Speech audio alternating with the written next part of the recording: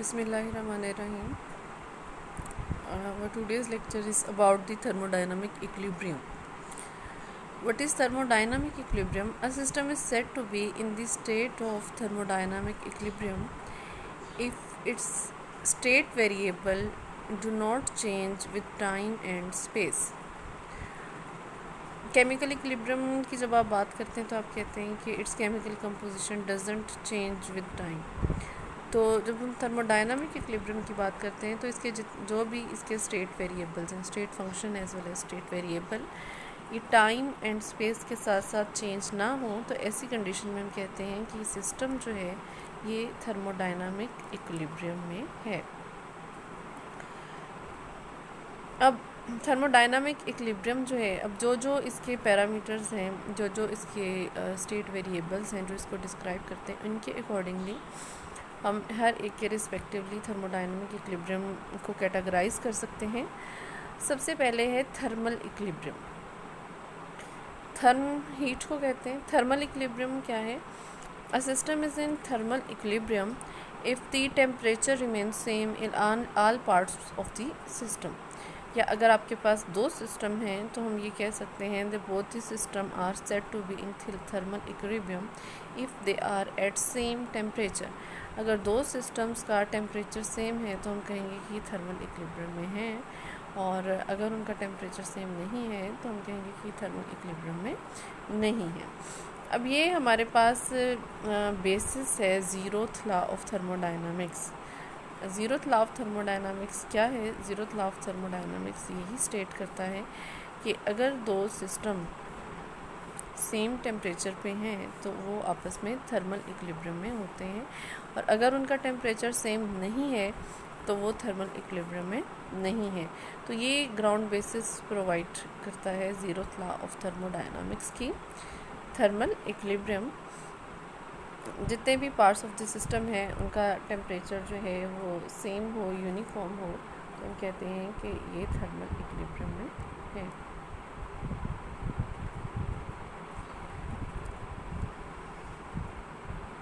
Next is the mechanical equilibrium. Mechanical equilibrium अब आ जाता है with respect to work done. इसमें जो है फिज़िकल वर्क डन जो है वो आ जाता है। A system is said to be in mechanical equilibrium if no mechanical work is done by one part of the system to the other part of the system. अगर इसमें कहीं पे भी एनर्जी या फोर्स जो है उसकी बैलेंसिंग नहीं है तो क्या होगा कि सिस्टम का एक पार्ट जो है वो दूसरे पार्ट पर वर्क करने के काबिल होता है, तो उसे हम मैकेनिकल वर्क जो है वो ले सकते हैं। तो जब एक सिस्टम मैकेनिकल इक्विलिब्रियम में होगा तो उसके जो सारे पार्ट्स हैं वो एक जैसे होंगे, उसमें कोई एक पार्ट जो है वो दूसरे पार्ट पर वर्क डन नहीं कर सकेगा। तो इस केस में हम कहते हैं a system is said to be in mechanical equilibrium. Next है केमिकल इक्विलिब्रियम। केमिकल इक्विलिब्रियम के आपने एग्जांपल्स बहुत सारी अपनी डेली केमिस्ट्री में जो है वो पहले भी पढ़ी होंगी।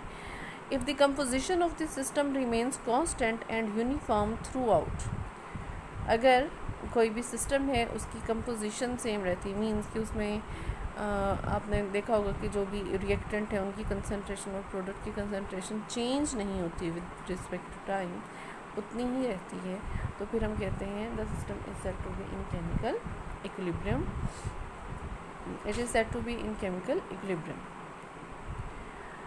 ये थी तीन टाइप्स थर्मोडायनामिक इक्विलिब्रियम की। फर्स्ट है थर्मल इक्विलिब्रियम। अगर सिस्टम के तमाम पार्ट्स का टेम्परेचर सेम है तो वो थर्मल इक्विलिब्रियम है। इस केस में हीट जो है वो एक पार्ट से दूसरे पार्ट में ट्रांसफ़र नहीं होगी। दूसरा है मैकेनिकल इक्विलिब्रियम। मैकेनिकल इक्विलिब्रियम में कोई सिस्टम का एक पार्ट किसी दूसरे पार्ट पर वर्क नहीं कर सकता। और थर्ड है केमिकल इक्विलिब्रियम।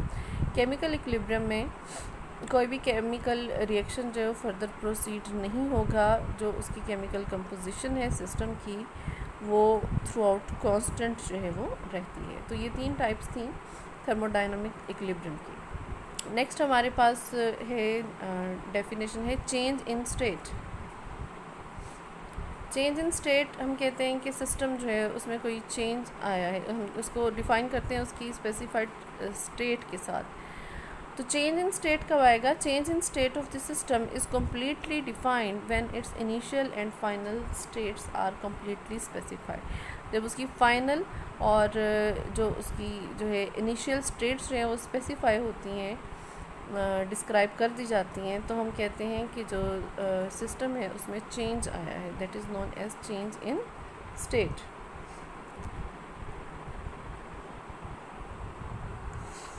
नेक्स्ट है path. Now what is path? Path is the sequence of intermediate steps or stages arranged in order followed by the system in going from initial to final state। जब हम कहते हैं कि कोई भी system उसमें change आया है, तो उसमें चेंज जो है चेंज उसमें कौन कौन सी जो है स्टेप्स हैं या कौन कौन सी स्टेजेस हैं जिनसे किसी सिस्टम को गुज़रना पड़ता है इनिशियल स्टेट से फाइनल स्टेट तक जाने के लिए, वो पाथ ऑफ द सिस्टम कहलाता है। तो पाथ क्या है? Path is the sequence of intermediate steps और stages arranged in order follow by the system in going from initial to final state. Initial से फाइनल स्टेट जाने के लिए वो जितने स्टेप्स कवर करता है वो उसका पाथ कहलाता है।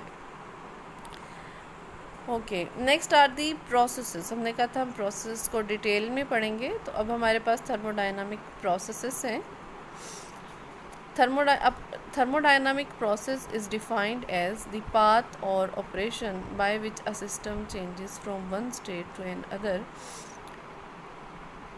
वो प्रोसेस हमारे पास वो पाथ या वो ऑपरेशन है जिससे सिस्टम एक स्टेट से दूसरी स्टेट में जाता है। अब प्रोसेसेस जो हैं ये भी अकॉर्डिंग टू पैरामीटर हमारे पास डिफरेंट टाइप्स हैं। First one is the isothermal process. Iso mean same, therm mean heat. तो अभी अपने पीछे थर्मल इक्विलिब्रियम भी पढ़ा, तो ये उसी से रिलेटेड है। Process in which temperature of the system remains constant during each step. जब कोई सिस्टम अपने इनिशियल स्टेट से फाइनल स्टेट में जाता है तो उसमें हर स्टेप जो वो कवर करता है उसमें टेम्परेचर चेंज नहीं होता, टेम्परेचर जो है वो कांस्टेंट रहता है। तो उस स्टेप में हम कहते हैं ये process is the isothermal process. अब ये प्रोसेस हम करते कैसे हैं? फॉर एग्जांपल अगर हमने कोई रिएक्शन जो है या अगर कोई केमिकल चेंज जो है हमने कांस्टेंट टेम्परेचर पे लाना हो, तो इस प्रोसेस के लिए हम थर्मोस्टेट यूज़ करते हैं। थर्मोस्टेट जो है वो सिस्टम के टेम्परेचर को कांस्टेंट रखने में हेल्प आउट करता है। अब चूँकि इस प्रोसेस में टेम्परेचर कांस्टेंट है, T is equal to constant, तो चेंज इन टेम्परेचर जो है, अब टेम्परेचर चेंज नहीं होगा तो टेम्परेचर में चेंज जो है वो ज़ीरो होगा, dt is equal to zero. Temperature is constant और change in temperature is zero. Next one is the adiabatic process. Adiabatic process is the process in which no heat is exchanged between system and surrounding is called adiabatic process।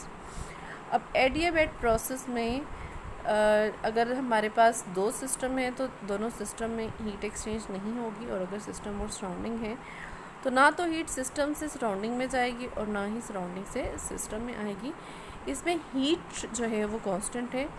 Then we say that Q is equal to constant. Q जब constant है तो change in Q is equal to zero, dQ is equal to zero.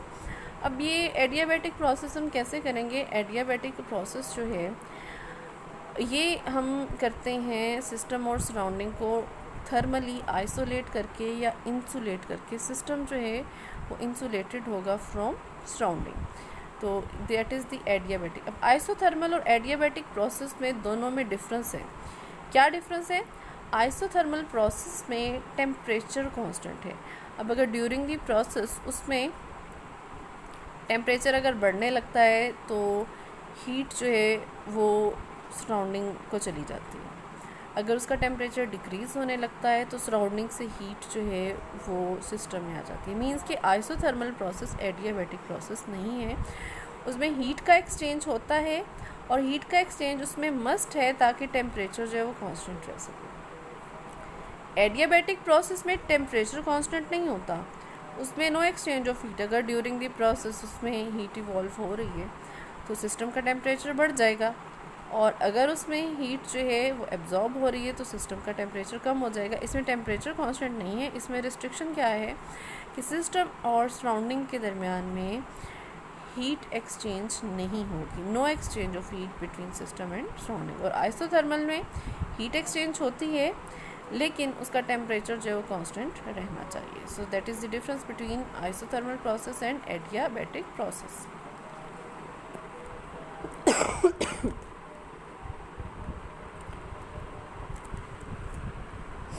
Next is the isobaric process. Isobaric process is related with the pressure. Isobaric process is the process in which pressure of the system remains constant in each step. अब अगर कोई भी आपके पास system है, उसे आप open vessel में करते हैं। फॉर एग्ज़ाम्पल अगर आप हमारे पास जो atmospheric pressure that is the 1 atmospheric that is the constant, तो अगर आप उसको ओपन वेसल में करते हैं तो हम ये कह सकते हैं कि जो हमारे पास ये प्रोसेस है ये आइसोबैरिक प्रोसेस है। The process in which pressure of the system remains constant in each step. So we can say P pressure is equal to 0 और change in pressure is equal to 0। Next is the isochoric process. Isochoric process is related to the volume of the system. It is the process in which the volume of the system remains constant. In this process no external work is done. अब इसमें isochoric process आप किस तरह से करेंगे, आपने volume जो है वो कांस्टेंट रखना है। फॉर एग्जांपल अगर आप एक सिलेंडर लेते हैं, उसमें गैस फिल्ड है, तो अब जब उसमें कोई भी चेंज आएगा तो उसमें उसका वॉल्यूम जो है वो इंक्रीज़ भी हो सकता है, डिक्रीज़ भी। अगर आप उसका टेम्परेचर बढ़ाते हैं तो उसका वॉल्यूम इंक्रीज़ हो जाएगा, और अगर आप टेम्परेचर डिक्रीज़ करते हैं तो उसका वॉल्यूम डिक्रीज़ हो जाएगा। लेकिन हमने ऐसा इस केस में हम टेम्परेचर जो है वो कांस्टेंट रहेगा, वॉल्यूम जो है वो कांस्टेंट रहेगा। अब वॉल्यूम को कांस्टेंट रखने के लिए हम क्या करते हैं, हम ऐसा सिलेंडर यूज़ करते हैं जिसका पिस्टन फिक्स हो, मूवेबल ना हो। तो जब उसका पिस्टन जो है वो फिक्स होगा तो उसका वॉल्यूम जो है वो कांस्टेंट होगा। वॉल्यूम इज़ कांस्टेंट और change in volume is equal to 0। Volume में चेंज जो है वो 0 है। तो इस प्रोसेस में अब जो हमारे पास नेक्स्ट हम अपने टॉपिक में देखेंगे nature of the work done. तो वर्क डन की नेचर में हम देखते हैं कि उसमें जो प्रेशर वॉल्यूम वर्क है उसमें वॉल्यूम का चेंज होना ज़रूरी है। जब वॉल्यूम चेंज नहीं होगा तो वर्क डन नहीं होगा। तो आइसोकोरिक प्रोसेस में वर्क डन जो है वो एक्सटर्नल वर्क डन जो है वो नहीं होता, वर्क डन जो है वो 0 होता है। So these are the types of the processes. अब नेक्स्ट एंड लास्ट है साइक्लिक प्रोसेस। साइक्लिक प्रोसेस क्या है? Cyclic process which brings back a system to its original state after a series of changes is called cyclic process. ऐसा process जिसमें system जो है वो बहुत सारी चेंजेस से गो थ्रू होता है, इनिशियल से फाइनल स्टेट तक पहुंचता है। तो अगर फाइनल स्टेट से उसे सीरीज़ ऑफ दी चेंजेस से पास करके वापस इनिशियल स्टेट तक ला सकें तो ऐसे प्रोसेस को हम साइक्लिक प्रोसेस कहते हैं। अब इस केस में क्या होता है कि इनिशियल से फाइनल स्टेट तक जाने के लिए जितने भी उसमें चेंजेस आए होते हैं, फाइनल से इनिशियल स्टेट तक वापस आने में वो सारे चेंजेस रिवर्स हो जाते हैं। तो साइक्लिक प्रोसेस जो है उसका हर स्टेप जो है वो रिवर्सिबल होगा। तो ऐसा प्रोसेस को हम साइक्लिक प्रोसेस कहते हैं। अब हम देखते हैं कि साइक्लिक प्रोसेसेस जो हैं उसमें कौन कौन से पैरामीटर्स जो हैं वो इफ़ेक्ट होते हैं। अब internal energy of the system and enthalpy of the system, ये उसकी स्टेट पे डिपेंड करते हैं। अगर स्टेट चेंज होती है तो उसमें उसकी इंटरनल एनर्जी भी चेंज होती है और उसकी इंथैल्पी भी चेंज होती है। तो साइक्लिक प्रोसेस के लिए जो हमारे पास कंडीशन है वो ये है कि उसमें इंटरनल एनर्जी और इंथैल्पी जो है वो दोनों जो है वो ज़ीरो रहती है, उसमें जो है वो कोई भी चेंज नहीं आता। तो हम ये कह सकते हैं cyclic process is the process in which internal energy is constant or change in internal energy is zero. Enthalpy of system is the constant या और change in enthalpy is equal to zero. तो हमने जो processes पढ़े इसमें थर्मोडायनामिकल processes वो कितनी type के हैं, उसमें फर्स्ट वन है हमारे पास आइसोथर्मल प्रोसेस जिसमें टेम्परेचर कांस्टेंट है और चेंज इन टेम्परेचर जो है वो ज़ीरो है। Next one is the adiabatic process जिसमें हमारे पास जो है वो हीट जो है वो कांस्टेंट है। आइसोथर्मल में टेम्परेचर कांस्टेंट है और चेंजिंग टेम्परेचर ज़ीरो है। एडियाबैटिक में हीट कांस्टेंट है या हीट चेंजिंग हीट जो है वो हमारे पास जो है वो ज़ीरो है। नेक्स्ट हमारे पास आइसोबैरिक प्रोसेस है जिसमें प्रेशर कांस्टेंट है और चेंजिंग प्रेशर ज़ीरो है। आइसोकोरिक प्रोसेस है जिसमें वॉल्यूम कांस्टेंट है या चेंज इन वॉल्यूम जो है वो हमारे पास ज़ीरो है। और next and last one is the cyclic process, और साइक्लिक प्रोसेस में इंटरनल एनर्जी और as well as enthalpy of reaction जो है वो कांस्टेंट है या change in internal energy and change in enthalpy जो है वो ज़ीरो है। So these are the some other terms which we have studied the thermodynamic equilibrium part of the system and processes in the thermodynamics and their terms and condition. Hope so you will got it.